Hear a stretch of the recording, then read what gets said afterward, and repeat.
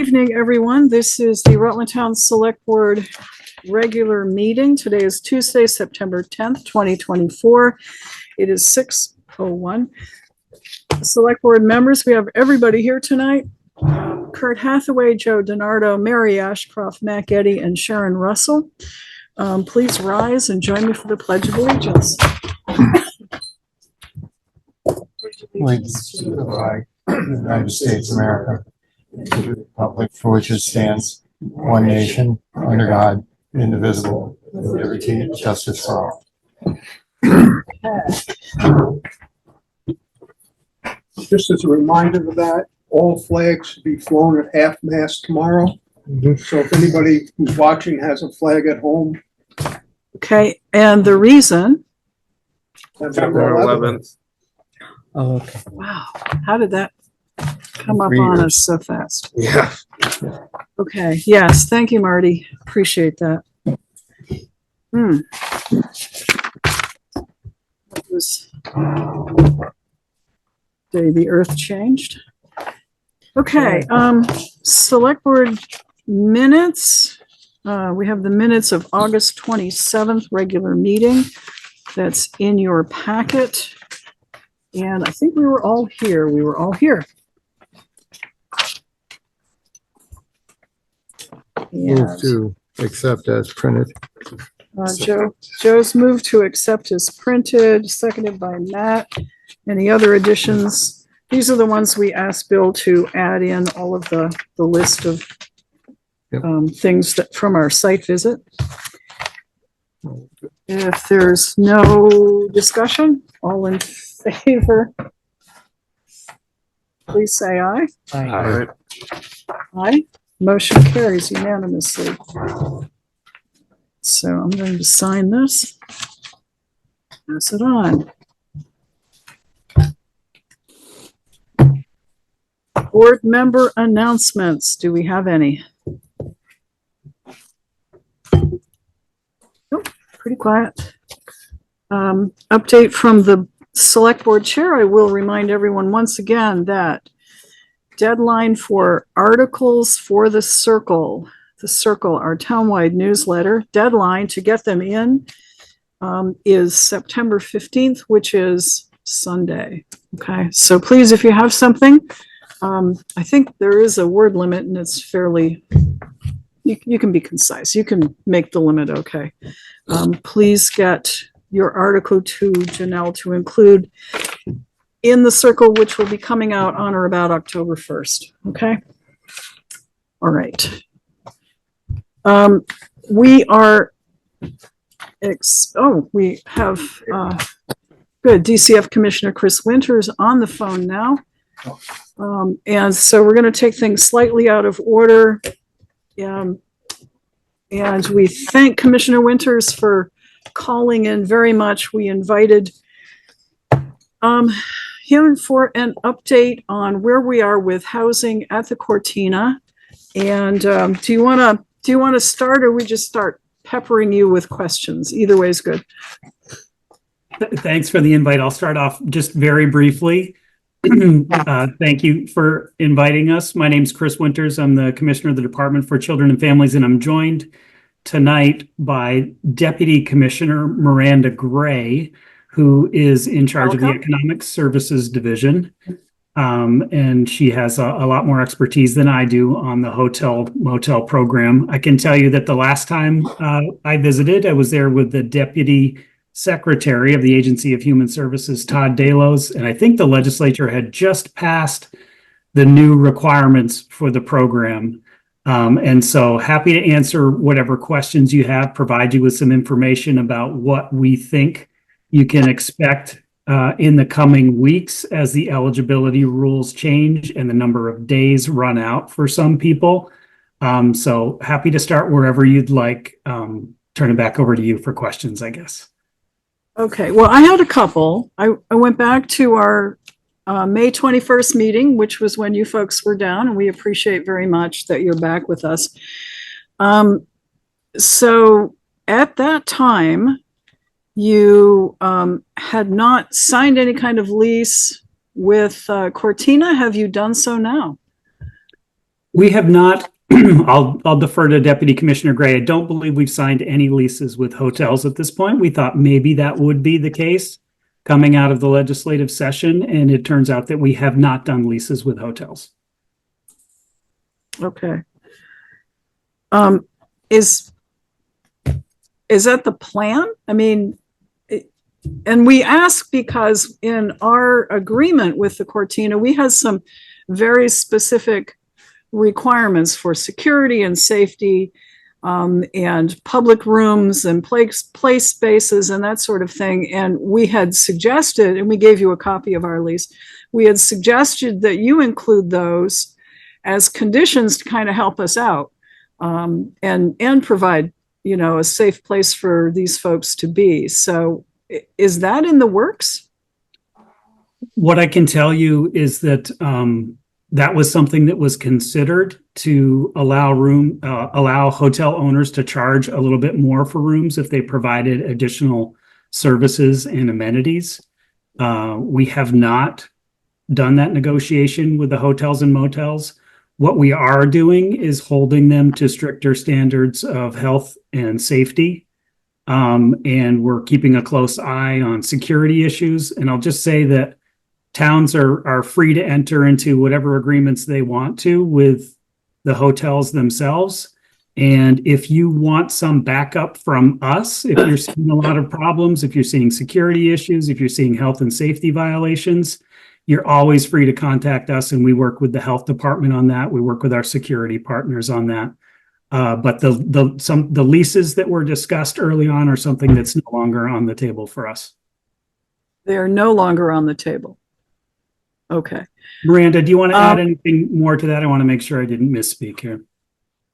Yes, if I may, and thank you. Good evening. I appreciate the invitation to be with you tonight. I just wanted to add that the Cortina, we have actually not been making any new placements there for about a month and a half now because of the number of complaints that we had received and the conditions of the hotel. And most recently, the food and lodging division at the health department does have an abatement order. They have very clear next steps that they have to take by room in order to come into compliance and to maintain their health and safety standards, which right now they are lacking in some areas. And we had heard that there was a team down here. We weren't sure which agency, or at least I wasn't, to go room by room. And I'm assuming that's what resulted in this abatement order? That's correct. Yep. So it's the food and lodging, and I believe also the division of fire safety teams were out inspecting. Is Okay. there some reason the local health officer wasn't included? I want to say that they were, but I'm not certain just because that isn't necessarily, but I want to say that they were, but I can certainly find out. I will tell you that they weren't. Okay. Yeah, the person speaking is John Paul Faignant, who is our town health officer, and he was not invited. I forgot how we heard about it, but we did not hear about it through official channels. Okay. Thank you for letting me know. Is there any chance that we can get a copy of this report or any of the written findings from what's there so the town has some idea what's going on, since our health officer wasn't there?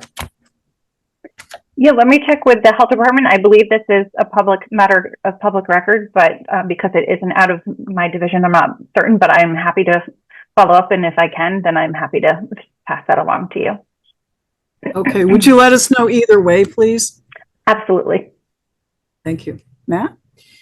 I just want to remind the commissioner that when you were here visiting before, I believe there was a commitment made that the numbers for vouchers in Rutland would be reduced regardless of whatever's going on with health and safety at that hotel.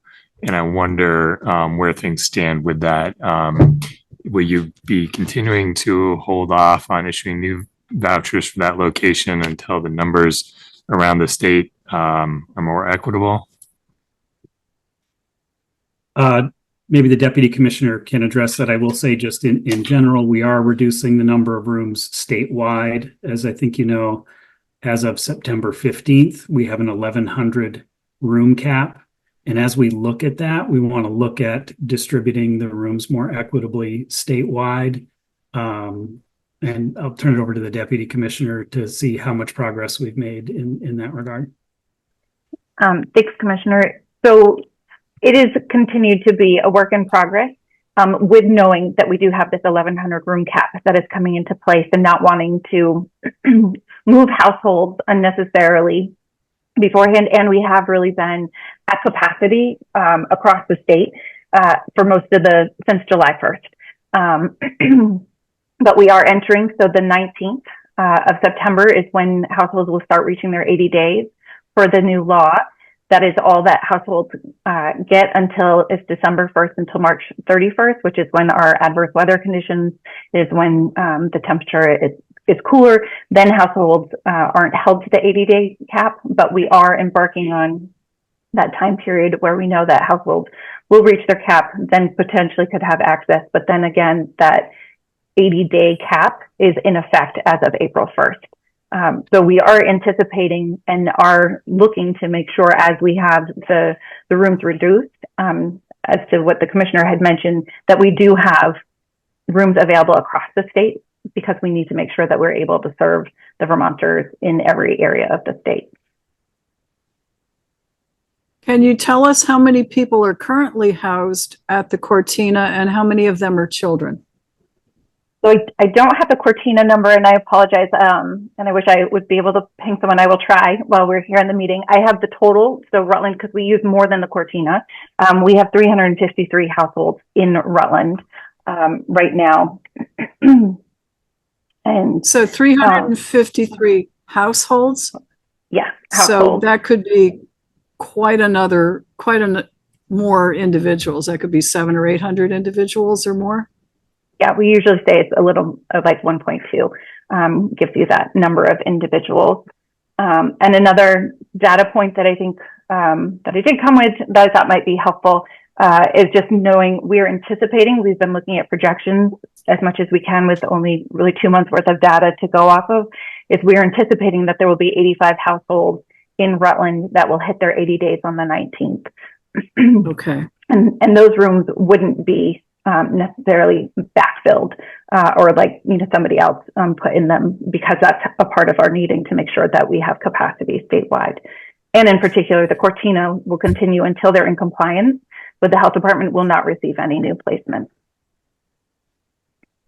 Yep, Matt? So the issue that we are certain to experience, and what I'm sure you've been hearing about from the city, is that now that these folks have been located here on vouchers, they're going to run out of their time and they're going to be on the streets of Rutland. So I'm not sure what the answer to that is going to be in support, but I just would beg the state to be responsive to any way that you can support the community, because that's a burden that's basically been allocated to Rutland disproportionately and is going to be carried locally. Yeah, understood. Go ahead. I was going to say, we hear you. We have a lot of partners on the ground trying to connect people to services and get them into more permanent housing solutions. We really don't have any way of knowing if people have other options, because, if they told us that they did, it might put in jeopardy their ability to be housed by us. So we'll have to see. We're hearing anecdotally that some of these folks are going to be setting up camp near where they're currently located. And so that's going to create its own issues. Yep, I'm sure it is. We'd love to stay in touch with the community. We've got our field services director on the ground. We've got a lot of service providers in the area. If there's anything that the state can do to support, we'd love to hear from you, but we are continuing to try to connect people with services, get them to places where they have more stable housing situations, but understood that some people will not have another option. They may be camping. So what do we do with campers? I mean, winter's coming and they may or may not, December 1st, it can be awfully cold before then. What do we do? And what can the state provide for these folks to make sure they survive? We're working within the budget that we have and the room caps that were handed to us under the new law. We would love to see additional shelter space in Rutland. We're following some leads there. I know the Rutland Housing Trust is looking at a couple of pieces of property, and we're trying to find a provider to work on that so that we have additional shelter in Rutland. So know that we are working on that, and we're open to further ideas. We do have some funding for that to support it, but we just don't have the location or the provider at this point. So the land that you're looking for, is that to set up campsites, or is that longer range? And you had mentioned the Loretto home last time you were talking to us. Yeah, we're thinking of buildings. We're not thinking of campsites or modular or land. We're hoping that a community partner comes forward with an idea for a building to set up a winter shelter. So if the town of Rutland gave you 29 acres of land, how quickly could you put up a winter shelter? So we explored that last year, the concept of mobile shelters. The problem, the real expense, the mobile units themselves are fairly expensive, but we could purchase those. The issue is having someone to man the site, having someone with experience to run it, having the services that are necessary on site. We looked into contractors for that. We looked into EMS for that. And the numbers as we ran them last year, it looked at somewhere around $1 million to run a site for just a couple of months. So setting up mobile shelters, setting up temporary shelters is something that's possible, but it's really, really expensive. We have money available, but we don't have that much money available.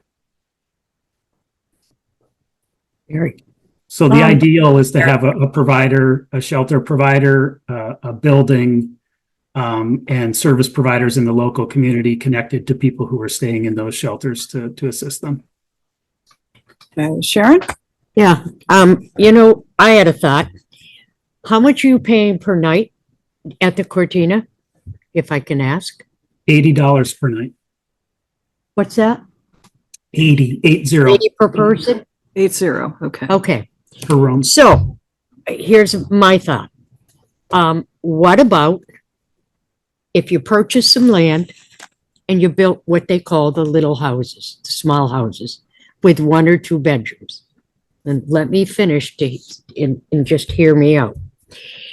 Because my bet is it's not going to cost you any more for these little houses.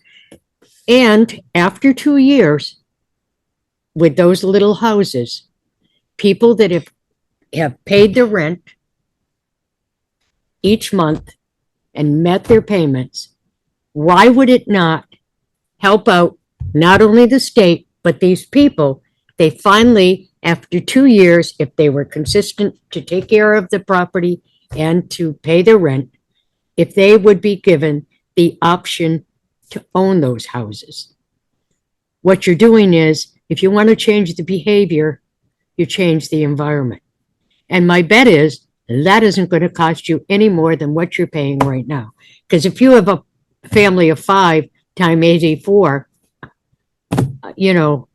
that's, to me, it would be helping areas out, and it would be helping people. You would change their lives. And if that sounds unrealistic, I mean, I've got almost 42 years in the field with the homeless. And I think we've had a great success rate where I work. So, if you started something like that, I'd even jump in and help out to supervise and what have you. I wouldn't want to do it forever. But those are things that you ought to think about instead of trying to buy buildings to warehouse them again. You're not going to change their life. You're not going to change their behavior.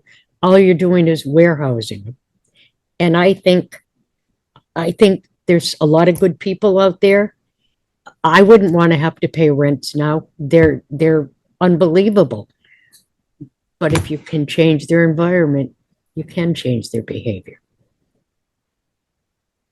There's a lot of wisdom in what you just said there. I don't disagree with it at all. That's been tried in some other states, I think, with some success. We have something somewhat similar in Burlington with the Longwood shelters. They're pods. They're basically they don't have. There's not a lot to them. That's what kept them fairly Yeah. inexpensive. It's a locked door, and it's privacy, and it's dignity, and it's a quiet But if you space. changed it to little houses, it would give them the dignity of having a place. I don't disagree. I think you'd be surprised by how much a tiny house costs. We have looked at that. I have. So we've got our police chief here. We've got our health officer, second constable here. We've got our fire chief. And so I think we could all appreciate, tell us what we should do if we find formerly housed folks camping somewhere and we're concerned about their health and safety, camping on town property, camping on private property, and we think it's going to happen. Who do we call and how do we get them help? So I'm curious as to whether you have a protocol for that now, because there are people sheltering outside all of the time. Maybe it won't be in the same numbers, but typically you get them connected with your local service providers, like Homelessness Prevention Center. I know Brock has services. Lit is still doing some good work, I think. And Homelessness Vermont is in the area. And you have our local field services director, Adam Sansick, who can help connect you to the right people and the right services. And we try to wrap a team around people and help them whenever we can, especially when we see some of these more complicated cases. Okay, police chief? No? Okay. Health officer? So as long as we get a copy of those reports, I'm good. Okay. Fire chief? All set. Emergency management chief? I just have a question, Mr. Winters. Years ago, and I still think it's present, the federal government has, like the state of Vermont has, excessive equipment auctions and sales, and the federal government has multiple house trailers. Has that been looked at all? I don't know if that still exists or.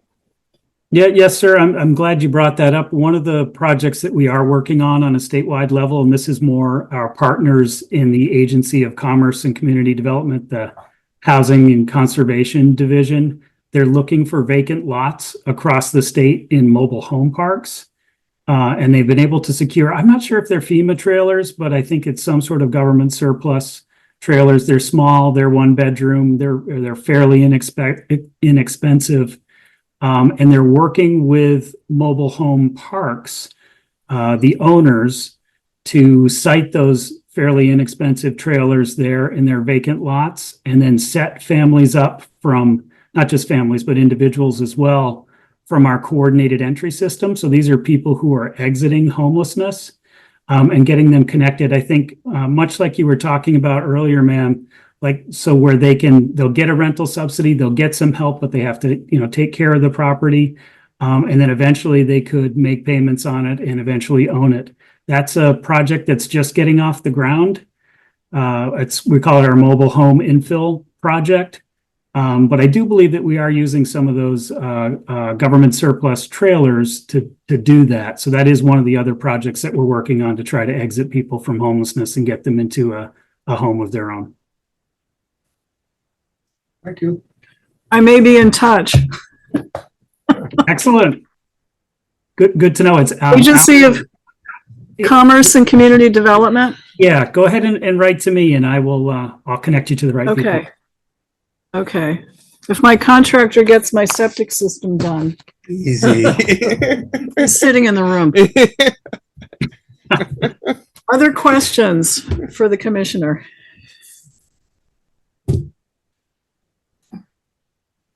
My question would be, Rutland and Burlington seems to be getting the bulk of all this.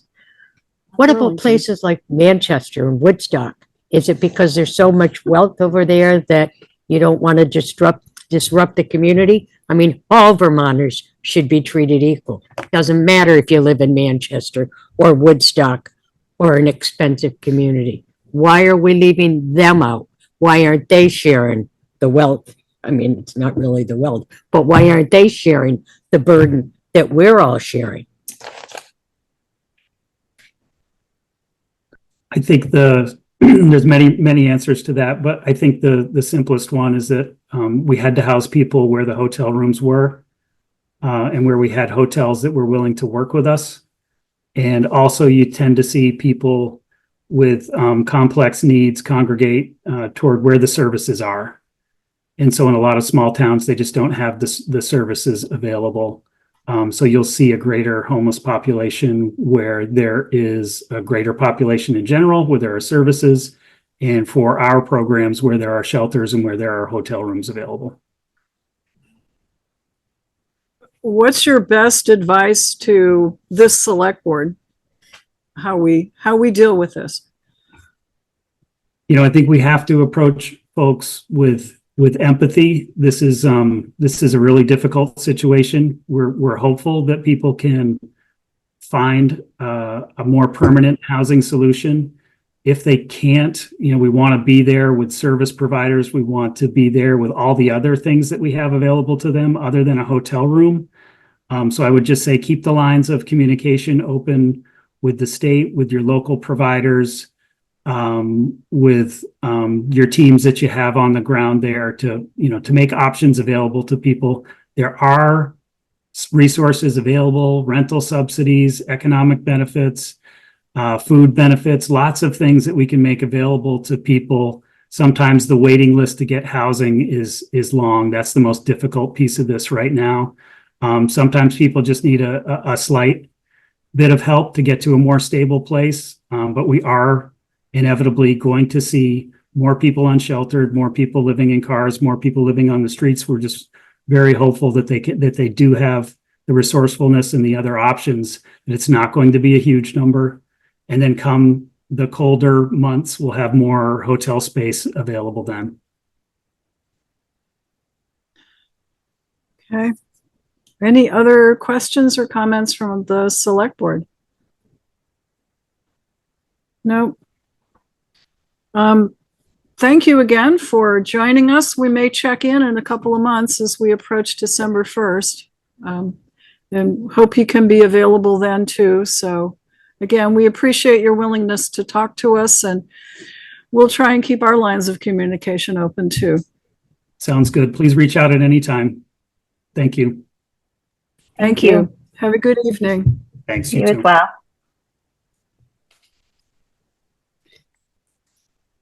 Okay. Okay, so we were on to questions from the floor, public comments. Marty? Is there a school that these people go to that they learn, they're taught how to talk and say nothing? Yes. Yeah. Yeah. Yes. Yeah, when you sign up to work for the state, that's what happens. Other questions from the floor, public comments.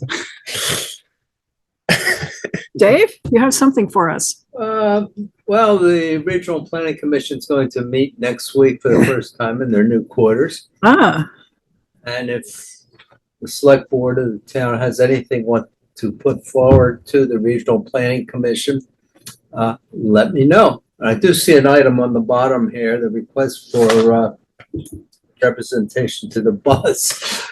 I guess we'll get to that. well, since you're here, Bill, is that something in our packet? Yeah, it is. Yeah, that just was Devin forgot to mention that when he was here last time. Oh, okay. Did this just come in? Should we post it and see if anybody wants to? Post it. Is there anyone? Desire to.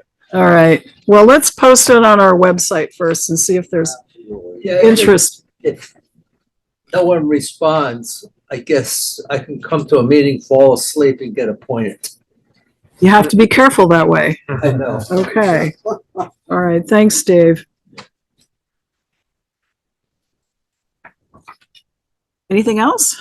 Any questions for Dave Rosenblum, our designee to the Regional Planning Commission?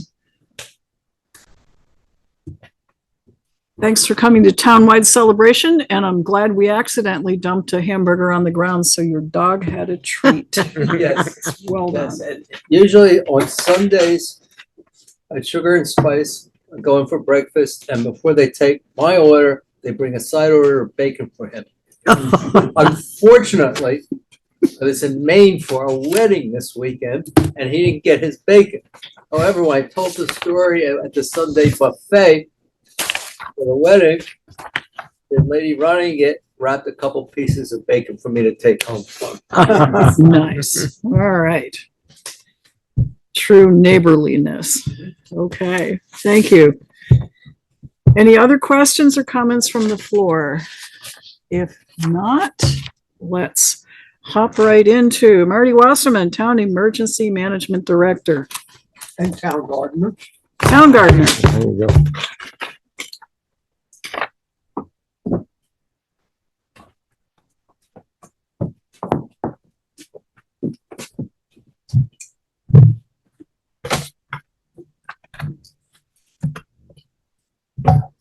Well, Bill and I, Bill as the emergency management coordinator and I as the emergency management director, we had our first meeting with Rutland Regional Planning. Stephanie Bork and Greg Holker McKee were there, and so we started the process. Now, part of this, what we learned is that some of the expense the town has is going to be worked off by the hours that we work. So, for example, I think it's $30.01, whatever it is an hour, that I have to keep track of my hours for them. And that'll be taken off our part of the expense. Okay, good. That's our in-kind contribution. Yes. Yeah, good. So Thank you for doing I'm that. not good at submitting bills and keeping time, but I'll have to for this. Yes, you will. Yep. So we had a kickoff meeting, and going through this stuff, one of the things is we want to get the public involved. And so they sent these, which I'm not quite sure, Bill and I are talking about what we can do with them. Is to hang them up where they're visible. This talks about what assets are most at risk. Here, let me turn this way so you can see it as well. Okay.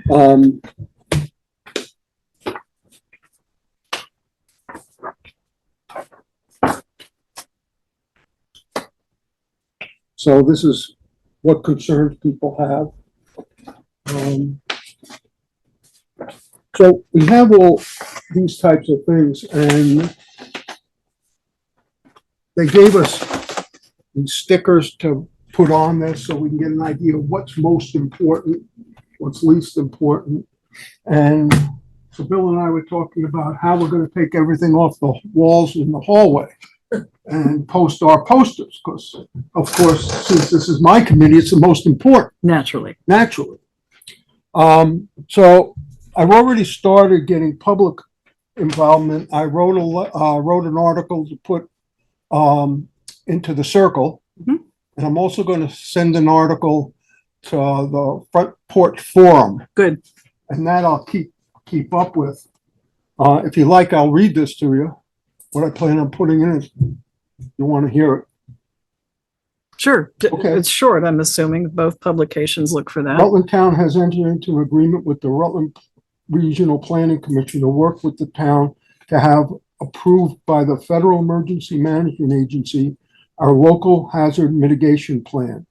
This was last done in 2019, and that agreement will soon expire. The most obvious reason for this is our ERAF, or Emergency Relief and Assistance Fund. There are three levels that deal with the town's reimbursement from the federal government. The first level is 7.5%, the second is 12.5%, and the third is 17.5%. As of the document signed and approved in 2019, we were at the 12.5% level. But with the new agreement coming up, we are striving for the 17.5 level. We'll be sending out information to help you understand what is happening at different points through the process. Input from our town residents will be important. If you have any questions, please email me at my email address, or you can call me at my phone number. Thank you, Martin Wasserman, Rutland County MD. I couldn't get into a lot because you can only print so much. But I think when you're talking money, that catches people's attention. And the other thing I didn't do was strictly use initials. I put what those initials meant, because that drives me crazy when you get that. So the schedule of this was the program kickoff, which was in August. I'm going to put on my glasses. That'll help me read. These old guys are getting older. Oh, geez, there's words on that page. Outreach strategy is through September right through to January. Gather data and complete the risk assessment. That's September and October. So we're going to have to we'll work on that and get that done. Then developing the mitigation strategy is November and December. Finalize draft plan and submit to Vermont Emergency Management and revise as needed. That's mid-December to February. And then adjust plan and submit for final approval. That's in February 2025. So that's our timeline that we're working on. And we've gone into different things that were adopted back in 2019 and see what we have to improve on it.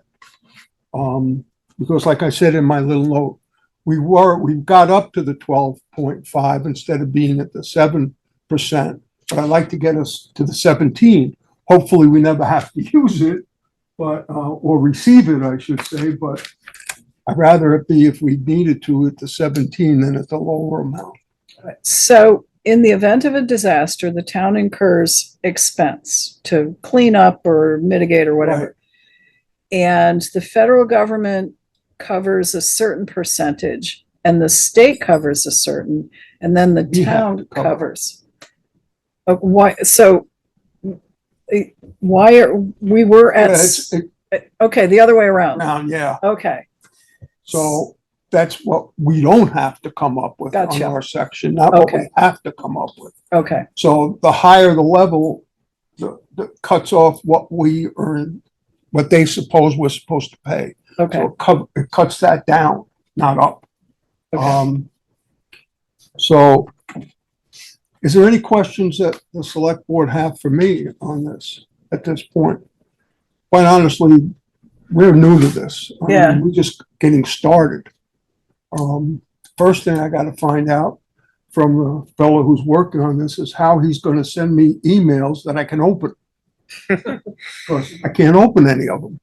You know, you've got the transfer station. Maybe you could do something up there some Well, Saturday morning. That's- Yeah, that's gonna be part of it. Okay, good. I mean, everything we can think of to get in front of the public. Right. And, so we're gonna be doing that. Anything else on this? No, any questions from select board? I like to change my hat for a minute. Okay, Okay, I'm taking off my emergency management, putting on my gardener hat. okay, I'd like to publicly thank the highway crew, especially Dave. My wife and I went up to the pump station at Post Road and 7th and started pulling weeds. And during the midst of that, we had a good sized pile. But in the midst of that, I found ground bees, or I should say they found me. Uh-oh. And I still have some of the effects from that. Because my wife stopped counting at 30. But there were so many bees on me. It was miserable. So anyhow, we got to get back to that, and we will soon. And we're gonna redo this a little bit out front, because this year it just didn't do well. We're missing the colorful story about what Dave did to those bees. I'm sorry? We're missing the colorful story about what Dave did to those bees. Oh, yeah, and he went and he put bee spray, whatever that might be, and I didn't ask, is that what you call kerosene, or not? Supposedly he's got this bee spray down in the hole, so it's up to me to go back and see if it really works or not. You don't even have to light it. Yeah. You know, some long sleeve stuff. You pour it down in the hole and you don't even have to light it. They'll all be gone. So, Yeah, there's a lot of them this year. A legal commercial product. Okay, well, thanks to so you and thank Mary. you and your crew. They picked up the pile of stuff we had. They mowed it up there, so it's looking better, but it still looks so overgrown, but we'll get back to it. It is looking better. I did notice it. Thank you to you and Mary for the work that you put in. We appreciate it. So we'll keep doing that. And I want to thank Mike for taking on the responsibility of the senior group. I'm the treasurer, but I know I can't be president because I miss a lot of the meetings being I'm away at times. So Mike took it on, and we're having our first senior luncheon. I'll happen to be down in North Carolina. So because I want to go to that group and say, hey, who wants to help the town? And see if we can get some of the seniors to part of a, I don't want to call it the garden club because Rutland Garden Club already has that name. But have a group of people that we can all work on these gardens to help beautify the town. Okay. So, And I think Mike's probably, is he not on? He's not here. Okay, so let me do We it. had to be at This a meeting. is the Rutland Town seniors are reconvening and they will have lunch at Denny's on September 24th, which is 2 weeks from today. The time is 11:30. That's Denny's, 11:30 at 2 weeks from now, September 24th. So, and I've been watching the emails. There are a lot of people who are, and I got calls from some friends who said, I'm interested. How do we sign up? So Mike is getting the word out just fine. Continue to spread the word and we can have a good group of folks. Yep.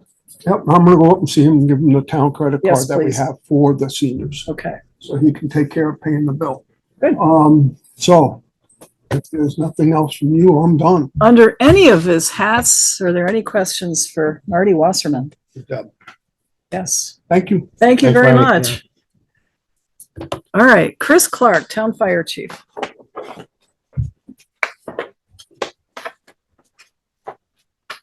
We're gonna take a recess because I gotta clean up this mess. I'll set this chair. All right, couple things tonight. First of all, I have a new application somewhere for a Keegan Anderson. It's on Meadow Lake Drive on the Mendon side. He's a senior in high school. We met with him. He did the background check, so with your approval, I'd like to get him on board. And that's for, and you have capacity for an out-of-town person? We do. Okay. Is there a, Move to accept the application. Second, motion's made and seconded? Discussion? If not, all in favor, please say aye. Aye. Aye. It's unanimous. I think you passed that and we all sign it, if I Yes. remember Yeah. correctly. these are. Okay. Okay. Second, 2 weeks ago, I believe it was, we asked for a washer and dryer for the fire station. Yes. We ordered the washer. The dryer, we found out, will not fit in the room. So Reynolds, who is our preferred customer or Preferred vendor? Yep. cannot help us. We've been shopping around. I'm not asking for one tonight. I guess what I'm asking is when I do find one, can we get it from a different vendor?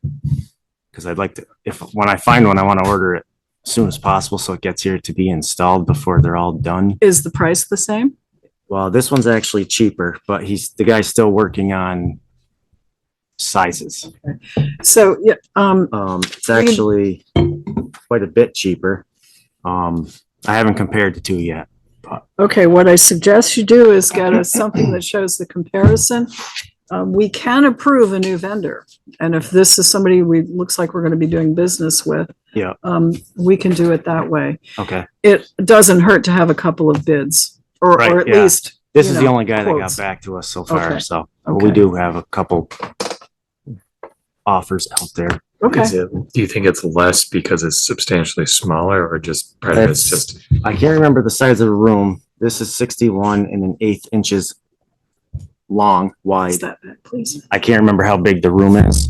Find one that physically fits in the space allocated. That's your plan. That's the plan. Yeah. And Reynolds doesn't offer you Thank one. you, sir. Yeah. No, the one we had, got the quote for a year ago. They discontinued. They have a new model, which is longer, bigger. So it won't Is fit. is there an actual difference in terms of the amount of equipment that it will hold, or is it No. simply just We're still looking for, marginal edging is different? I guess just the edging's different. We want to hold 6 sets of gear like the washer does. So the idea is find one that still meets that. Right, Okay. right. So I just wanted to bring that up. Okay, thank you. Third. Let's see here. Oh, the pickup truck. Oh, yeah. One person, me. I think we settled on like $1,500. What, And a desk. and my desk, yeah, I saw that coming. But just, that was the only person interested, me. Okay, So I don't. was it, cash, was it check? 6,500? What was it? Six. 6,000. 6,000, okay. Is there and you've canvassed the firemen? I fire did, send department? an email to everybody, Okay, asked everybody at meetings. okay. Is there a motion? I'd move that we, sell a 1993 Ford F-350 pickup to Chris Clark as per our Second, predetermined price and our predetermined, arrangement. Process. Yeah, okay. Motion's been made. Is there, and the seconded by Second, Sharon. Any discussion? We will accept a fingerprint machine in barter for And you're gonna leave my desk alone? 1/3 of the. I don't know, I like that desk right there. All in favor quickly, please say aye. aye. Aye. Motion carries. Don't worry about the desk. Don't ask questions. I think that's all I had. Too bad we couldn't find somebody else that I know, could make them like these. I mean, these are great. these are great. What do you think if I asked the Stafford class? what I was thinking. If they That would could be, yeah, duplicate something That like that? would be great. yeah. I can ask them tomorrow. You know, I will tell you that Gotta get a it's, you've touched a nerve with me on a desk because I walked into, well, back when I worked for a railroad, I walked in one day, having been gone for a few days, and my desk was gone and it was replaced by a little soapbox. So I Well, hope that doesn't that happen. would Had be you been funny. standing on one? recently? Apparently, they felt I was. I got a meeting with Tyler 10-4 up there at Stafford. Yeah, Tomorrow? No, 10-4. Oh, So coming up. yeah, if I you can see him mention it first, too. mention it. You can mention it, I'll mention it. I think it's Right. pretty good. It's too bad Finished that building. the corrections I know. couldn't give us the plans. You know, they must Yeah. have something and somebody could. Yeah, maybe if I take a These are picture. great. I mean, the whole, everything, we got them just in time. We did. You know, they match all through the building, which You is. know, kinda- I know the guy who used to coordinate, so let me pass word through and see if he can locate the plans. That's a great idea. They must have plans They for these. must. I had the welding class build us hose racks a couple of years ago. Mhm. And they don't charge you, but I got you guys to give a donation. And I went to Max Steel and reordered everything they use for material. Great. Okay, That's all I got. I think. local resource. Any questions for our fire chief? Okay, Thank thanks you very much, chief. Appreciate it. All right, Kari Clark. She was in earlier. We did have a meeting and finance committee will be meeting with Kari. So I don't see her on. Next, Mike Delehanty. I don't see Mike. Ed Dumas, Town Police Chief.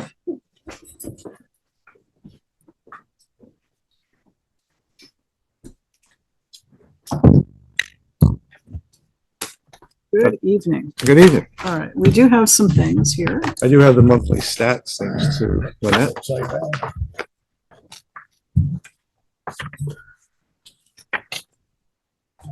I was approached earlier today by Chris Loris, and I gave him a copy of these. Some committee he was working on. Yep. Yeah. Asked how to get hold of me.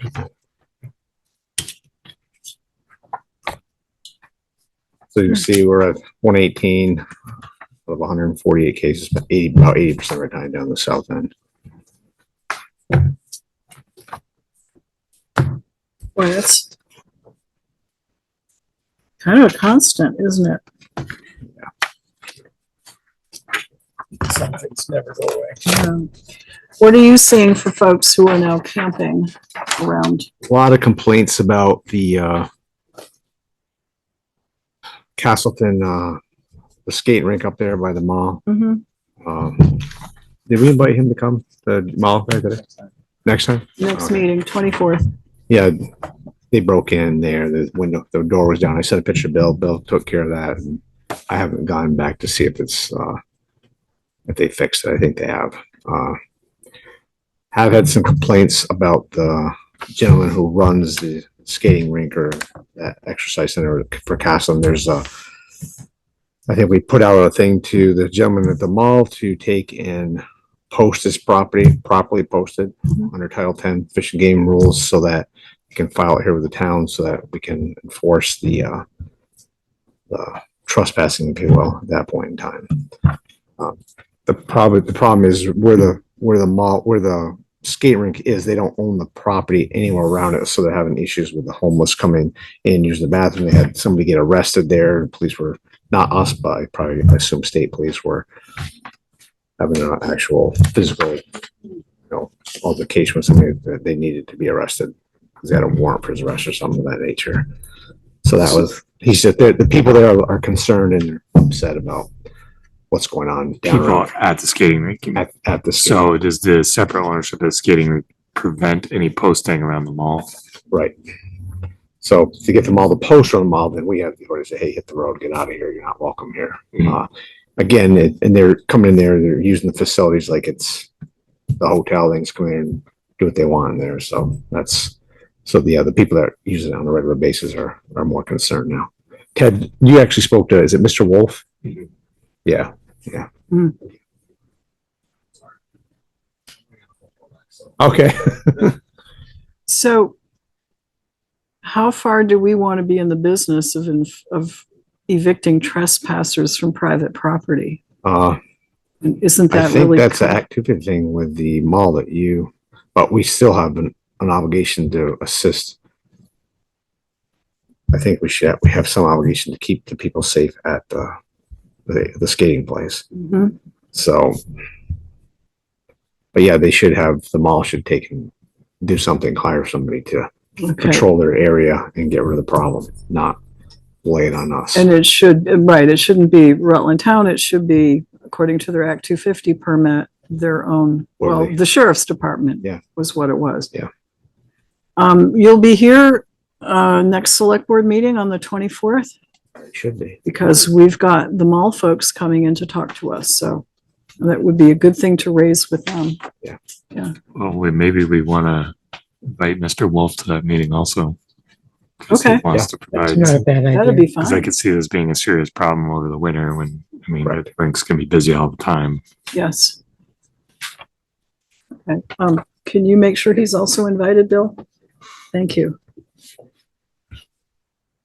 Okay. That's for that. The other thing we have is the monthly stats. We had 112 calls for service, 36 plus 36 traffic stops.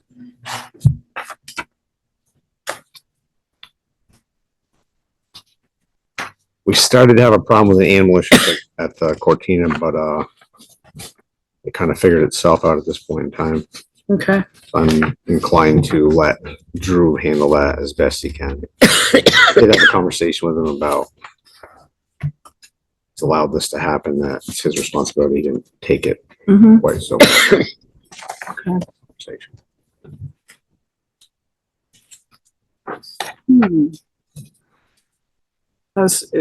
And this is kind of a JP question too. Is the security in yet on the back door at the Cortina? I haven't been notified. I know he's got some blue wires strung on the inside of the wall to facilitate that, I guess. He mentioned it last time he was here. So Yes, he did. I A can couple of verify. times. What's that? Yeah. A couple of times. Yes. It's been 75% finished for a while.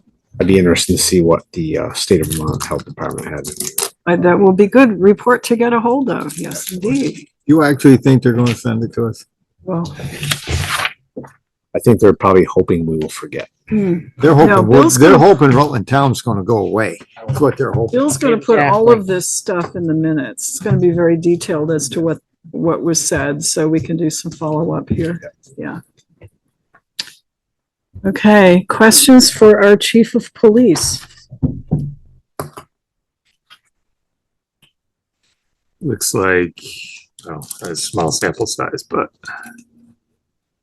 vehicle thefts are continuing to run apace with other forms of Yes. thefts because people are still not learning the lesson of locking their vehicles, or are they getting more aggressive? I think some of them are U-Hauls running to somebody for, oh, I just need it for a day, and they drive it all the way to Minneapolis, Minnesota. Keep the car until the state police out there found it. And, Oh, I was sorry. I was talking about petty larceny from a motor vehicle. Oh, okay. Not the whole vehicle, which not that those things aren't important. If you don't have your vehicles locked or you have anything of value that your car, it's going to get stolen. People are just not getting the message. I take it after all this time. People, that happens to other people, but then it happens to Yeah. them. Then they go to the town and they'll buy gift cards at Hannaford's or Michael's, or they know enough not to buy too much worth because that'll trigger an automatic shut up in the credit card. So they have it right down to a science and what they can get away with before the credit card gets shut off. Yeah. Most people nowadays have stuff in their phones or apps, so if their credit card uses it comes up almost immediately. So it's getting harder for them to do it. But still, if you just don't leave your guns in your car. I mean, just take them in the house. I get it, but don't leave them in your car. It just makes it bad for everybody. Lock it up in your house or keep it in your house next to you, on you, whatever, but not in your car, unlocked. Even if you live in the country, they're coming into your house and they're stealing stuff. Those of us who live out in the woods think we're safe, but there's always that opportunity for them to come by. So, I just got a dog. She barks a lot. Warning, fair warning. yes. I guess you'll have a meeting later on with Ted. Yes. Yep. We will have an executive session to discuss a personnel matter. Here. Okay. Do we want to discuss anything? I know we had the meeting earlier about the Cortina fund when it's done. The only thing, we did have a police, was it a police committee or personnel committee? You had both. We had both. Yes, I was reading them over. Yeah. I wasn't here for that. No, you weren't. And part of this will be dealt with, in executive session. And the other was discussion of the fingerprint machine. And I think based upon what we did earlier, we're going to hold on, providing a new fingerprint machine right now at this time. We've no budgeting is coming for the town, so we'll revisit things then. I think that was the After your other consensus. meeting, we might know more too. Right. I'm hoping we're gonna know a lot more. I hope so too. Yes. Okay, I can remember right now. I think that's it. Okay, thank you. All right, thank you very much, Chief. All right, John Paul Faignant, Town Health Officer, Public Safety Building Clerk, and Second Constable, and apparently random gardening constable. I was stopped at Rutland Town School for Gardening without a permit. gardening without a permit. We are seeing a change in the traffic through town. Getting a lot of complaints on the Town Line Road and Killington Avenue since Route 4 has been restricted. Oh, I've been putting in some extra hours, especially in the morning when the Good to know. complaints are most on those roads. thank you. I'll notify everyone that Have needs you- to know. Route 7 North, from Max Steel to Post or East Pittsford Road. I can't keep up with them. I just can't. Hmm. I figured. I can hit that a couple hours a day, but it's just solid writing. They, The speeds are running. I did a speed survey on Sunday because the weekend traffic has changed with school. We have a lot more weekend traffic around town. It seems on 7 and 4 with the advent of school, people doing stuff on the weekends they can't get done during the week. But I did a traffic survey and the average speed from McKinley Avenue to East Pittsford Road is 52 miles an hour, and it's a 40-mile-an-hour zone. Even now, after the. Right now. It's picked up. Okay, the average that I did a couple of years ago was 50. So this lane thing has made people anxious to get out of that single lane. And when they break into the 2 lanes in town, it just turns into a race to the 1 lane north of East I've Pittsford. only driven it a couple of times and it was fine and it was slower, but you know, it's luck of the draw as to when you hit it, I think. The morning and afternoon rush hours seem to be the most. Try problem. getting out of your driveway at those times. Yeah. On Route 7. Right. I do have the Cortina scheduled to check out the doors for your next meeting because I was aware they're going to be coming. So I will do a review of that to confirm with you whether or not they have. Good, thank you. And as far as the building is concerned, 33,000. Oh,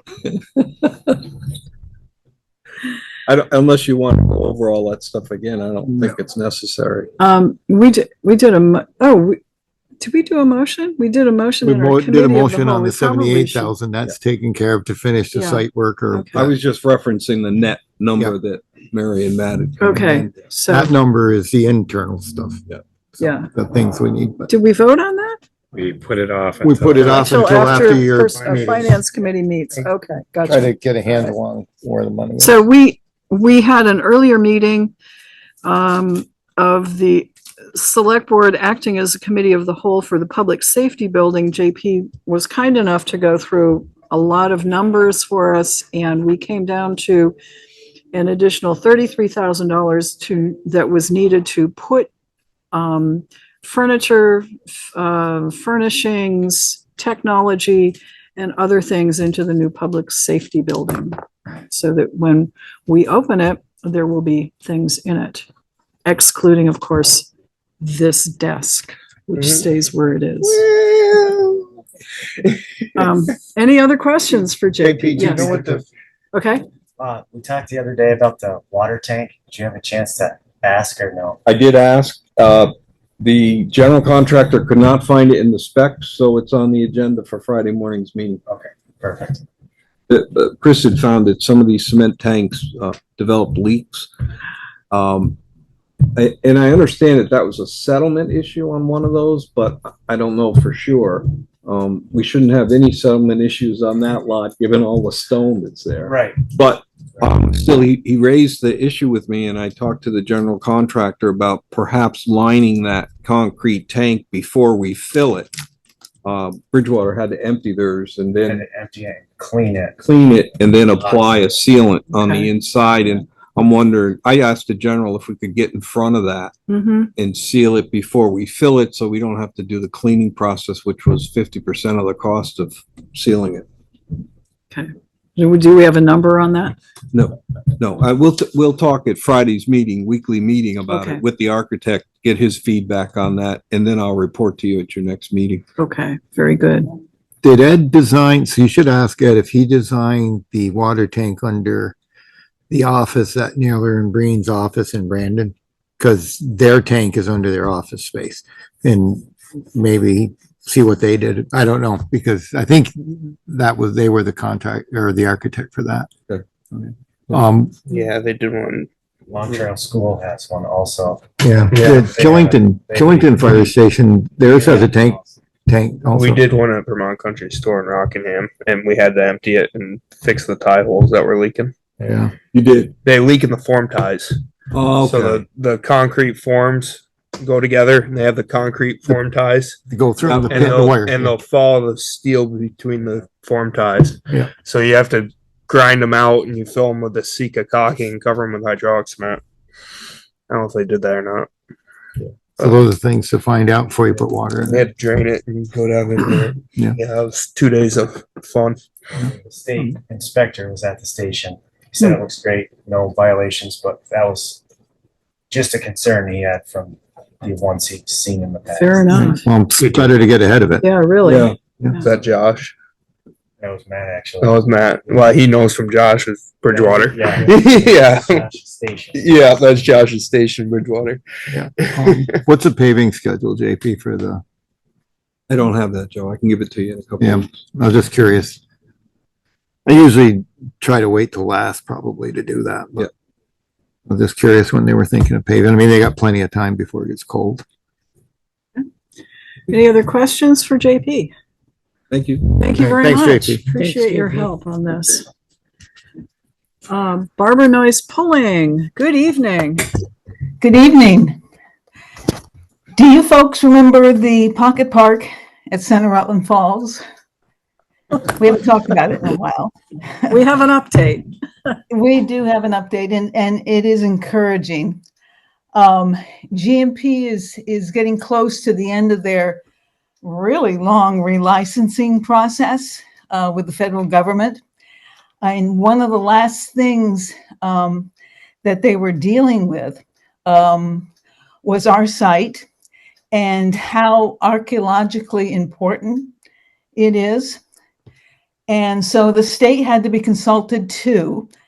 And it turns out that the state thinks there's more archaeological value there than the feds do. I mean, everyone recognizes there's a ton of history there, going back to the start of Rutland and indigenous tribes and all that. But there's also been a ton of activity there and disturbance. So what's there for archaeological remains, are fragmented, broken, and less significant. The state still was thinking it should be preserved as much as possible, but the state was overruled by the federal government, by FERC, the Federal Energy Regulatory Commission. So what that means is that piece of property that we're looking at for the park is now outside of GMP's dam and hydropower siting and property. So it's considered an unregulated piece of property now, and GMP is open to selling it to the town. The initial conversations we've had is that it could be nominal, and they didn't think the taxes were that high on that piece of property either. GMP is interested in consolidating its assets. So there's no plan to put it on the market until there are some discussions with us, the town of Rutland. It could be a purchase. It could still be a access agreement. But the bottom line is that it's free and clear now. The state could get involved again if we were looking for grants, and that was a requirement of the grant that VDHP, the Vermont Division of Historic Preservation, look at the site. So we just have to be cognizant of that, and maybe be cognizant that the state does consider it valuable and maybe get their insight. But we're at the point now where GMP is open to discussions with the town about the site. And that will be the next meeting, I think. Hopefully we'll get that scheduled soon. So it's looking pretty good. The fact that quite a few years ago, OMIA owned the property and promised that there would be a recreational site there, that has been part of the federal records, and they don't forget those things or they dig them up. So it's not a requirement that it become a recreational asset for the town, but it would certainly be preferred. And it would probably help GMP's relicensing 40 years from now or whenever it is. So that's where we stand. I think So we're creeping toward some pocket park there. What's the sense of the board? Pursue discussions with GMP and see if we can You got this much time and money and effort into it. acquire the prime. We did do a grant and some Oh my God, studies and We'll see what gets done first, pocket park or the sidewalk. all right, that's a challenge. All right, so thank you, Barbara. Why don't you include us in, or, one of us, maybe, and I'm perfectly willing to pursue this in any future discussions, and I'll bring back any proposals, of course, to the full board. So let's see what we can do. Thank you. Yeah, that sounds good. Yes. Let's meet with them. Other than that, I don't have much from the Town Planning Commission. I did visit with town council and mention the subdivision ordinance, and he will be getting it to you very soon because he was mostly through it, but with a caution that because it was adopted in 1980, and with major revisions in the statute in 2006, there could be a major rewrite ahead for the Planning Commission just to bring it into compliance. So just a heads up on that. Okay. Yeah. Well, it's something we have to do. We have to be in compliance. So, yeah. Okay. All right. And I think we have scheduled the Regional Planning Commission to come in to discuss down at the bottom, Rutland Regional Planning Commission for municipal, the Act 250 revisions and village center designation. The representative started those discussions 2 weeks ago. I've put it on the agenda mostly to remind us that we need to dive in a little deeper and maybe vote on whether we want to pursue either of these, either the village designation or zoning at our next meeting. So if the Planning Commission has any recommendations, our Town Planning Commission, we'd like to hear them. Okay, that would play into what we decide to do. Okay. Okay. Will you meet before? Yeah. Well, we meet later this week. We'll try to get the members up to speed on the new Act 250. Okay. All right. Well, thank you very much. Questions for Barbara Noyes, pulling chair of our Town Planning Commission? No? Okay. Thank you very much. Appreciate your work. Thank you. Thank you. Take care, Barbara. Okay. Mike Rowe. He had to be at a school board meeting. Yes. Okay. Larry Dell Veneri was here earlier, and he was here two meetings ago anyway. Dave Sears, Town Road Commissioner. I'm here. Good evening. Evening, everybody. Okay. What have you got for us? And I've got 2 dump sites for you. Oh, lovely. So we spent the last couple weeks, we were pretty busy. We finished up the post road sidewalk, which was a huge achievement. We were so happy to be done with that. Yes. It looks good. It came out nice. I'm pretty happy with it. The grass is coming in crazy fast, so that should put a nice finishing touch on it. I spent some time today working on the grant submission, just to kind of get a head start on it. I'm still waiting for the paving bill, and I got one other bill I'm waiting for. But right now we're at like $85,600 on a $95,000 grant. So by the time we get the paving, we'll be just over the 96,000, and then we get 50% back of the 96,000. So we should have that covered pretty well. And we get to count in kind as our Yes. share? Yes, absolutely. That's what I kind of worked on today was our hours and our truck hours, equipment hours, materials and all of that stuff. So, that's got us up to 85.6 right now. So, I'm pretty sure the bid price was like 12 or 13,000 for the paving. So, that'll get us where we need to be. We started with our grants and aid projects, last week after we finished the post road sidewalk. We got 3 of the 5 done for this year. We got one small one left and one fairly decent one, down off the end of where the tractor trailers parked down off, Cop John Drive. There's an outfall that comes across Route 7 that's down over the bank.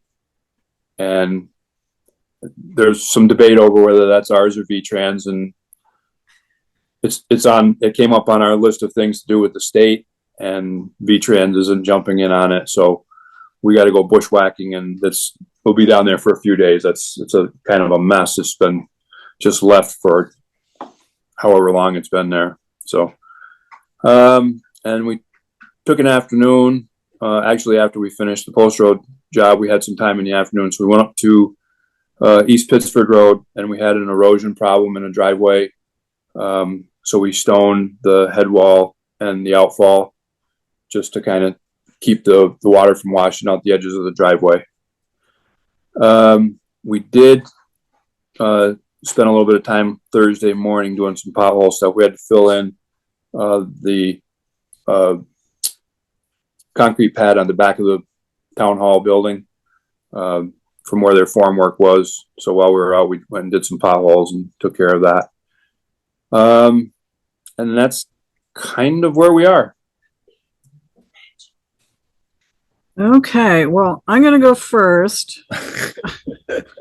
There are 2 mattresses on the roadside under the bypass bridges on Creek Road, just north of my property. They have been there now 3 weeks. And my concern is, yeah, it looks like hell. And, you know, when Jamie and I are greening up in the spring, we'll pull them to the roadside, but hopefully they're not still there, because once you start throwing things, that's a sign to other people to throw things. So please, can you pick them up, please? Yeah, we can do that. I mean, it's a catch-22. If you leave them, they decide they can dump more there. And if you pick them up, they decide they can dump more there. So either way. Yeah, I know.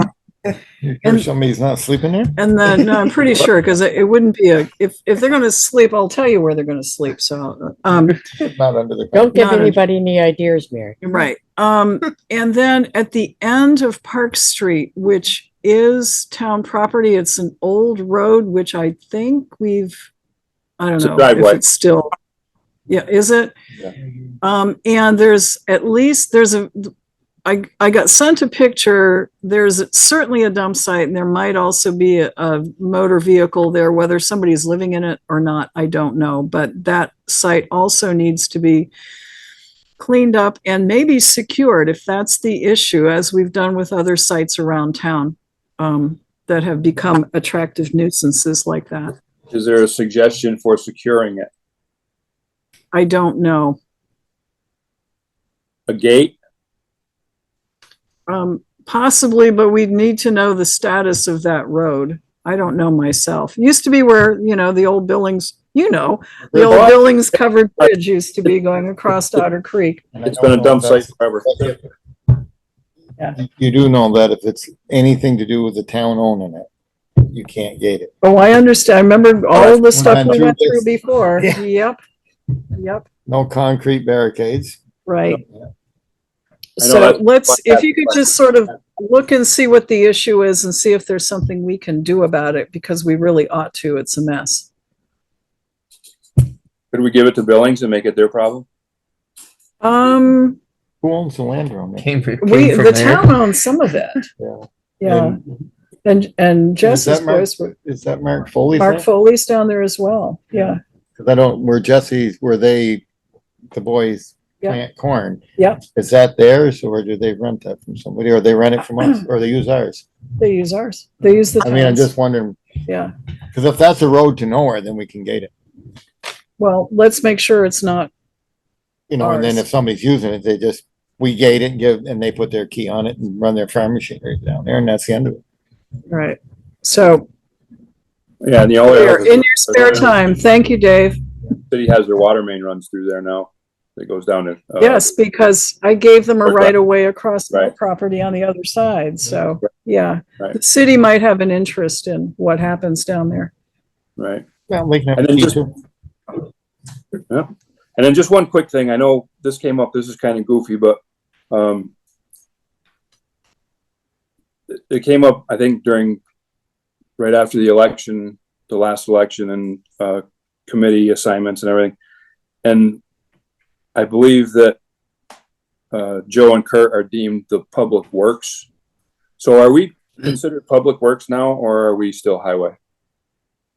And the reason I ask, I need to get some uniform shirts for some of the guys, and we're thinking about redesigning the logo and that kind of stuff. And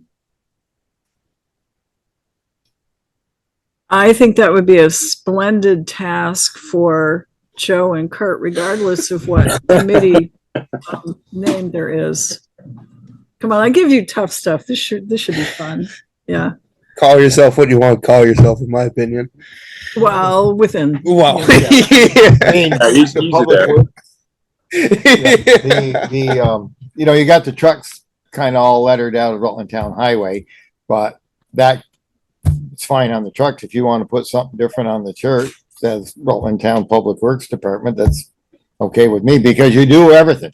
You're handling all Right. of the stormwater, you're handling all of the water and sewer, and all of the road stuff. So you are the only full-time crew in town that gets all of the tasks. Always has been, probably always will be. Yep. Okay. Right. That's all I got. Dave, Thank you. did you read the Penningtons and this ongoing debate over this plug, non-plug culvert? And I do we did. need to do something? I was Or do you totally. have an amused by opinion? that. So this is I B in your packet, B and B1 and B3 and all of that. So is this issue resolved, I guess is my question Well, right now. I believe Dave had the fire department go up and run some water through it, and they said culvert's not plugged. You can stick your head there and look at the other side. Okay. Okay. So I'm not sure, these people are causing a lot of hate and discontent over some issue. And then they talked about hiring a contractor to dump some stone and make a dam. And I believe that's the reason they got the letter about doing work in the town right away without a permit. And couldn't understand that, but I can understand it quite clearly. So I don't know. I know you looked at it. As far as you know, there's no issue, right, Dave? Or No, are we not looking at this? No, I went up there to mark out the culvert for Chris, just so that he would know which one and where the outfall was and the whole thing. And Mr. Pennington came out and proceeded to chew on me a little bit, and I informed him that I couldn't speak to him because he mentioned in his letter that he was getting a lawyer, and I'm not being deposed by anybody because I've done that, and there's no fun in that. And that didn't deter him, and he continued to chew on me. So the culvert that I marked out is the culvert that it was. The fire department went up there and ran, I forget now, 500,000 gallons through it at pressure. There is a video of before the water came out of it, the air being blown out of the culvert, making the grass, the amber waves of grain flow. And that culvert is not plugged. If water is coming down the street and going into his backyard, it's because half the Atlantic Ocean is falling out of the sky in 10 minutes, and there's nothing we can do about that. That's the culvert is not. And it's my understanding that the culvert wasn't plugged before the fire department even went there, right? It was not. Okay. All right. We should make sure that's in the minutes. Okay. And have I guess they reported us to the state, something to do with all these different things. So have you been in touch with those individuals also? I reached out to, I forget his name now, from Sam from A&R. Yep. He sent an email to Bill. I told Bill that I would respond to it, which I did. I sent him a lengthy email and explained the situation. He asked if I would report back to him as to the status of the culvert when we got flushed, and he pretty much understood. And he said, "It sounds to me like it's a matter of too much rain. These big rain events, and it's water coming off the road, and it is what it is. But it has nothing to do with the culvert." And I reported back to him when the fire department did indeed flush the culvert, and told him this is what happened, and if he needs video, we have video of everything that happened there, and he was totally satisfied, and we wished each other a good day, and we moved on. Okay. And that's a 15-inch according to the email. So correct. Just on that was the original standard that we had, right? Yes. And it was put in 2019, and so it's ADS. It's like a shotgun barrel. There's nothing inside. It's not corrugated metal. It's smooth. It's smooth as smooth can be. There's nothing. There's no way to plug it. I mean, it can be plugged, but there's just the water that goes down that street and goes into that culvert there's nothing to slow it down. Okay, good. A couple of questions. Matt? So, as to the size of that sounds recent. Well, what's the current standard for these things? I mean, obviously we're having more and more of these extreme rain events. So, if the culvert is not adequate to handle that, then can that be addressed at some point? Or what would be the schedule for that sort of thing to be upgraded?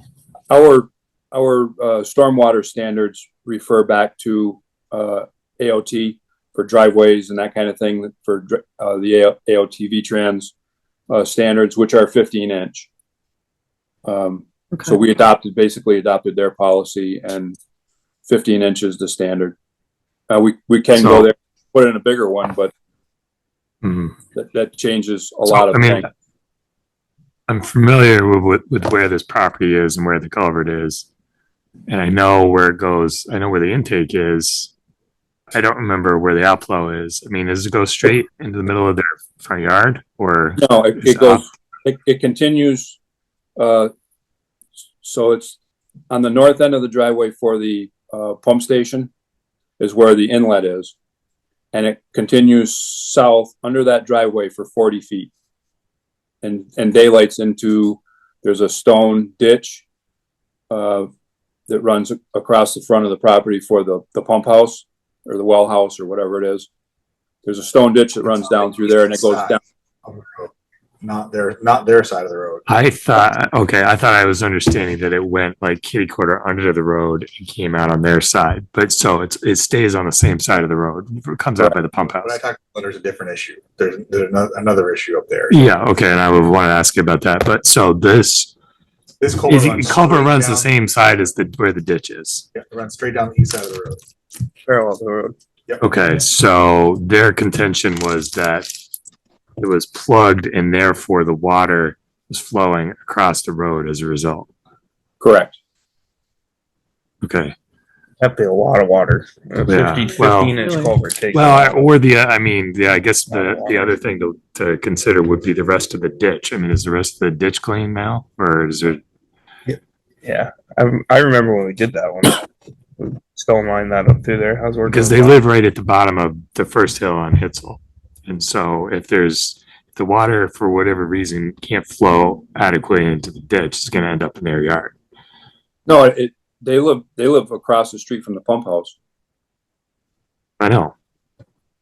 Which is at the top of the hill. Yep. Right. Well, they're at the bottom of the first hill before you go down the big hill. Okay. But So the culvert's not plugged, and everybody's checked. So has there been anything else done on the road or the ditching or anywhere else that would affect this issue, other than the amount of rain that falls from the sky now compared to the past? No. I mean, I don't know the last time the street was paved, but that would be the last thing done to the road that would change anything, and that was, I don't know, I can look it up and see. I think she mentioned that this has been an issue for a few years, so I guess I'm wondering if it is related to the pavement. And there was another property owner on that street that mentioned to me a water flow issue near the top that apparently has been going on since the repaving too. So I don't know what might have happened there, but I mean, I think we want to be avoiding creating water flow issues if we can with the paving. Yeah, well, it all depends on what you do too. Yeah. Sometimes when you reclaim a road, you raise the height of the road several inches. It will change. And that I don't know if that road was reclaimed the last time it was done or just paved. So, and you know, you'd have to go back in the schedule and see what the history is, but it seems like there's numerous complaints around town, and I do believe most of them are the fact that when it rains like 2 or 3 inches in a very short period of time, and it's creating events that haven't occurred that frequently. Yeah, well, so it seems like going forward, we might have to go to bigger than 15-inch culverts to accommodate that. Or maybe the answer is, I don't know, because obviously I'm not familiar with the science, but maybe there's no size culvert that accommodates those situations. I don't know, but A lot of the times the issue is the grading around the house, not necessarily the grading of the road. The road's been pre-existing. It's an impervious surface. There's going to be runoff from a road, and the grading around the house may direct water towards the house instead of away from it. well, okay, but the homeowner is saying something changed in the last few years. I don't That's the believe issue. anything's changed in the last few years. They maybe noticed something now that they didn't maybe notice before, but Well, I mean, they've been living there for decades, so. yeah. So Bill, with this issue with the crossroad, and I take it that was a water district thing, is that resolved? So, well, not exactly. So when we were up there, when Dave and the guys had gone up there, they said that there was a cut in the road that had been patched. And when we went up there, I saw the same thing. Dan came out when we were up, the fire department was up there and started asking a whole bunch of questions and made representations that weren't exactly accurate. But I asked him about the cross cut in the road because I asked Dave, I said, who, you know, did we dig this up? And Dave said, no, that's nothing we did. And I asked Dan, and Dan said, yeah, Marie had handled that. He wasn't sure the specifics. We said Marie had handled it. I said, okay, because we didn't know anything about it. We didn't have an excavation permit on file. He's like, we have an agreement that from years ago that the fire district can do the work it needs to do without notifying the town, because we had done this work and Byron had gotten very upset with us because we dug up the road. And I said, oh no, we've got this agreement and we were all set. Great. I'd love to have a copy of that so we can have it on our records, because that's the first I've heard of it. He's like, no problem, I'll send it over to you.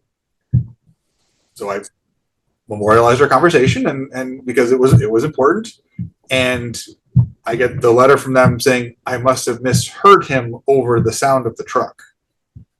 That's not what happened. Okay, well, so is there an agreement or not? He said there was one. I have no idea. That's the first I've heard of it. But there also was representation that our highway department was not keeping up with road maintenance records and that we should check if we even have them, which we don't have. We didn't do that. So do we think somebody cut Oh, absolutely. They dug right across the road. across the road and put something in there? 100%. Do we know what the something is in there? But it runs from the corner of the Pennington's lot across to the other side of Farnham Lane. And what's on the other side of Farnham Lane? There's a curb box sticking up in the grass ground just off the edge of the black. It's a water line. The water line runs down that east side of the road. Okay. Yeah. So there was excavation work done. There's no doubt. And we don't know who did it. We don't know why it was done. And there's no record of it. And there's no record of it. And Dan had said they have a document that gives them permission to do the work. So I asked him for a copy of it, and we haven't. So now have you gone to the fire district to ask them? I have not yet, no. The response we got back came to me and to Mary, but that was after they had sent all of you, and I gave a copy of that there too, a letter to the board saying there's this issue, and then the state was contacted, and so there's been a lot of things that have happened. So at this point, I mean, I certainly can make the request to the fire district. Yeah. I would. Well, that's the Yeah. likely source. I think we- I mean, Marie I- used to work with the fire district, now she doesn't. So Yeah. whoever is in charge of that now So is. the last information that I had because I try my best to keep up with who's on the fire district committees and whatnot. I have a list, and it's they don't tell us generally who it is until it changes, but that was the last I knew that she was part of that committee. So Okay. if she's not, fine.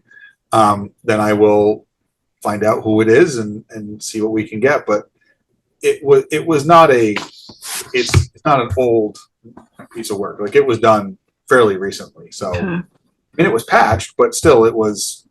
Doesn't, But it's under a town highway, Yeah, right. and we could be responsible for something that we don't know anything about. And if it's a water line, then somebody could lose their water supply if we need to get in there and do digging on the town road. So everybody Dug loses. that water line up.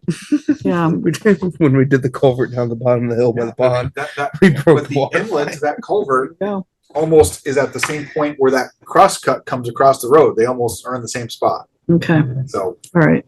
So if you could check with the water district and find out if there was work done, no problem. and we've got to have some record, like how deep and what it is. And Yeah, so if it's less than about 5 feet, it's gonna freeze. yeah, See, and I don't believe that Byron would give any fire district a carte blanche to just dig in the town right away. yeah. That is not how the town operates, because we've always had a digging in the right of way pre-permit and all of this stuff, so I don't Yeah. buy that. I think that they just figure that, oh, we gotta do this, and they just go do it.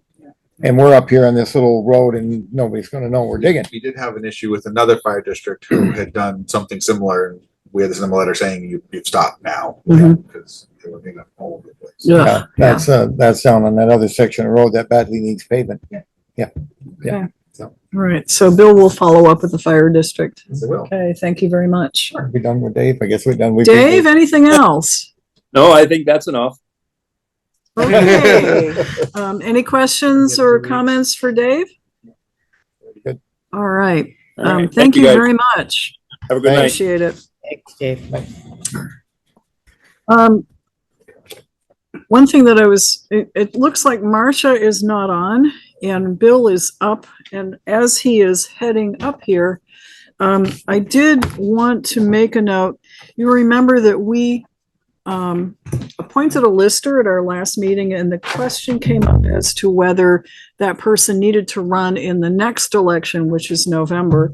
Kari kindly did a quick check with the Secretary of State's office and shared the quotation from statute, and it appears that the person who was appointed has to run in the next annual meeting, which I interpret as town meeting.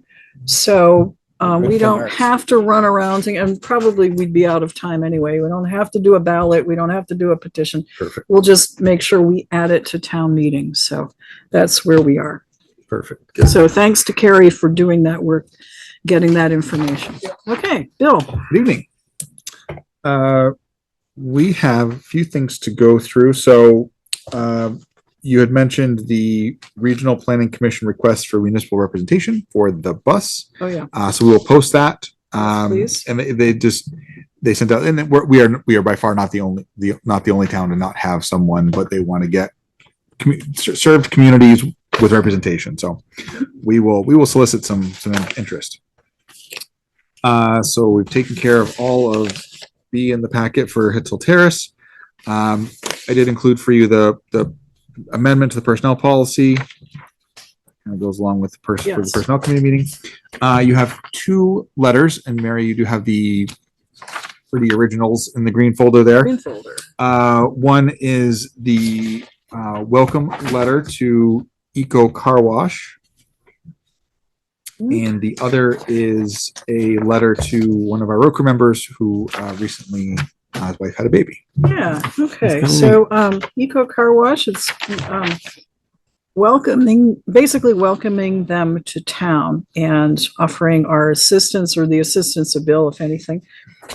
So this is kind of carrying on a tradition that Josh started a few years back, so I'm gonna sign and circulate and Bill can send it out. Yep. And the same with the, employees, congratulations, you know, it's really quite nice. Period at the end of the third paragraph. Oh, it does? Well, why don't you go right ahead? I might have a I have blue. While you're doing that, also in the folder is the Stantec contract for the sidewalk. They are good. They signed it. So there's the copies there to sign. There are also 2 additional ones at the end. There are 2 people they are adding to the team, and we need to acknowledge that we are okay with those people being added to the team, and we are. Yeah. So, yeah. So there's actually four things to sign for you. Okay. Just one signature required? One signature Give me each your page. panic. Yeah, it's four signatures. Yes, one signature, one I think we signature authorized Mary line. to sign on behalf of the town. Was I authorized last time to do Yes, this? we Okay, did it last time. okay, The only, so the contract is the same as it was 2 weeks ago. The difference is there's the paperwork approving adding the 2 individuals to the team. okay, so We why don't we acknowledge just that. do a motion saying, approve The me amended to contract. sign the amended contract? Yeah. So moved. Get the other one. Motion's made and seconded to approve the amended contract with Stantec and authorize me to sign on behalf of the town. Any further discussion? If not, all in favor, please say aye. All right.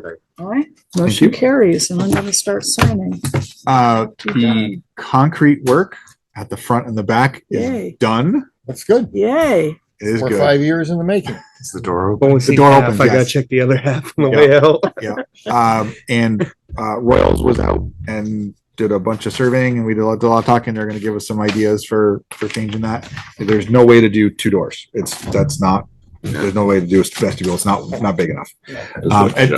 Clark did come out and we talked about it, and it's just, it's a lot of work to do that. So, Hey, who's the consultant selection committee? Or is that you guys? it was the highway committee, me, Dave, regional Okay. planning commission. Signature of municipal representative. And then signature of member of consultant selection committee. So, That'll go to Stephanie. I'll send that to and her. she's gonna sign it, but these guys don't sign it? No. I'm trying to pin them down here. No, I mean, I want my name anywhere they're on the that committee. thing. We could have them sign it. They're on the All committee. right. We designated the authority. That's right. Yeah. They passed I it want my off. name on that. Um, Fine. as a general topic, but we if there's any you want shredded after a meeting, Oh, we yes. talk about that a lot. Yeah. This when they have something, it should be set aside separately because that box does not get shredded. That's just recycling. So we do have Okay. a large shredding bin, but if there's things that Yes. at any point you want shredded, just put them aside separately and we'll take care of make sure they get that done. And let's see, the last thing we touched on briefly offline was the invoices for software services for the non-town employees. And I did send a email following up requesting this be taken care of, and it was summarily declined. So I guess when the license runs out, the computer don't work. Did you guys have a personnel committee? I thought, We did. was this discussed? I I thought that was requested. think by- it came in at a or- different time, I think. Okay, Do we have, personnel, no, personnel, we worked on the personnel right, policy. well, Yeah. I thought that he had requested Oh, I know what the request was. to talk about this, wasn't it? Mhm. Or no, yeah, and I guess that For didn't the happen. full select board, Well, whatever. yeah. Because if I do recall, Kevin has weighed in on this. Numerous. If I could, Yeah. if we do have to do an executive session, and for a personnel matter anyway. That would be a and good time to discuss this. I did obtain some advice from council concerning this. Okay. So that would be a perfect. good Thank time to. you. All right. That's Okay. all I need. Good way to handle it. Love it. Okay. Nothing else, Bill? Nothing else. Sweet. All right. Tried to keep it. Yeah. Sure. Any questions? Get out of here before I come back to work. Not done Any yet. questions of Bill? Okay. What is this? Is this just informational only? Oh, what That is this? bond stuff? Contractor's partial release and waiver. Or is that? Well, that Oh, was, this was that part was of from- the public safety building. JP That has, I just- think that's probably what JP gave you guys. no, it was on the desk. I think it was on Yeah. the desk. No, it's Kari part of the gave- invoices. Carrie shared some of it. Okay. There's a lot of stuff that appeared on the desk that I had nothing to do with, so I Yeah. don't know where it came It's from. just found a home. Yeah, it was, it was part of the invoices. Okay, so let's see, what else is on? Police committee, we do have one matter that we would like to take up in executive session. Personnel committee, we met for an hour and 45 minutes. And we got a third of the way through the revised personnel policy draft. And we have scheduled another meeting and we're determined Tomorrow. to get through. It is tomorrow. It might be only another third, or we might get through the whole thing, but we're working diligently and we can't wait to give you folks this big honking document that you can go through at your leisure. Well, we've Well, heard it not all too every much little leisure. bit, so we know it's good. Of course you Good. Move on. And as I mentioned, the Public Safety Building Committee met as a committee of the whole. And any other new items? I don't think there are. The Act 250 revisions, it's going to be dealt with at either the next meeting, and Barbara's going to have the Planning Commission weigh in. Reminder, next meeting, we will be having Mr. Anthony from the mall and I think Drew from the Cortina, I right? think so, yeah. Yeah, so activity then. Rutland Regional Planning Commission, the rep for the bus, we're gonna post that. Yep. And executive session. We have a couple of things in executive session, one to hear legal advice from our attorney on various matters and the other a personnel matter. Is there a motion? So move. Second. Motion's been made and seconded. All in favor of executive session, please say aye. Aye. Aye, we're in executive session. Yep, we're back on the record. We're out of executive session. It is 8:36. Is there a motion? Yes, in conformance with our personnel policy, I would move that the board authorize the police department to extend an offer of employment to the candidate that they have identified. Second. Motion's been made and seconded. Any discussion? If not, all in favor, please say aye. Aye. Aye, it's unanimous. Is there any other motion? Motion to adjourn. I was gonna say, you can Second. make whatever motion you want. Okay. Motion's been made and seconded to adjourn. Yeah. All in favor, please say aye. Aye.